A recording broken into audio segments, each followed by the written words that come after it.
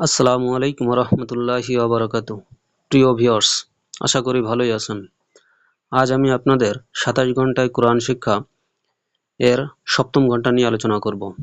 এর আগে 1 থেকে 6 ঘন্টা আলোচনা করেছি, যার এই ভিডিওর ডেসক্রিপশন বক্সে লিঙ্ক দেওয়া আছে, আপনারা চাইলে দেখে নিতে পারেন। তো আমরা প্রথমে চলে যাব 27 ঘন্টায় কোরআন শিখুন এই অ্যাপসের ভিতরে। যাওয়ার পরে আমরা ক্লিক করব 27 ঘন্টায় কোরআন পড়তে শিখি। এরপরে চলে যাব সপ্তম ঘন্টা। এখানে আছে তাজদিদের পরিচয়। তো তাজদিদ দেখতে কেমন? এই যেটা দেখছেন 3 দাঁতের মতো, এটাকে বলা হয় তাজদিদ। আর কোনো অক্ষরের বা হরফের উপরে যদি তাজদিদ থাকে, তো সেই অক্ষরটা 2 বার পড়তে হয়। যেমন এখানে বার উপরে তাজদিদ আছে, তো এই বাটাকে 2 বার পড়তে হবে। যেমন দেখছেন এখানে আলিফ এবং বা, এরপরে আবার বা, এখানে আলিফ সাথে বা যোগ, এখানে আবার বা, মানে 2 বার পড়তে হবে এটাকে। যেমন এই নিচে দেখেন আলিফ বা জবর আব, বা জবর বা, আব্বা। আলিফ বা জবর আব, বা জের বি, আব্বি। আলিফ বা জবর আব, বা পেশ বু, আব্বু। তাহলে তাজদিদের উচ্চারণ 2 বার করতে হয়, অর্থাৎ যে হরফের উপরে তাজদিদ থাকবে সেই হরফকে 2 বার উচ্চারণ করতে হয়।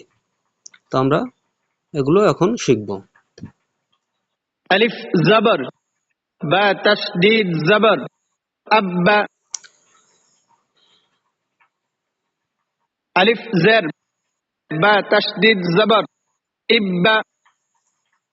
আলিফ বা জের ইব, বা জের বি, ইব্বি। আলিফ পেশ, বা তাশদীদ পেশ, উব্বু। আলিফ পেশ, বা তাশদীদ জের, উব্বি। ঠিক এইভাবে আমরা সবগুলো দেখব। বাত্তা, হাত্তা, লাত্তা, সুম্মা, মান্না, আত্তা। বাত্তি, হাত্তি, লাত্তি। বাত্তু, হাত্তু, লাত্তু। কাল্লা, তাত্তা, সাত্তা, লাত্তা, বাত্তা। বুররিজা, হুসিলা, ইয়াযুন্নু, زوجت، عطلت، كورت، وهاجا، ممددة। এভাবে আমরা সবগুলো উচ্চারণ শিখে নেব ইনশাল্লাহ। তো ভিডিওটি দেখার জন্য আপনাদের অনেক ধন্যবাদ।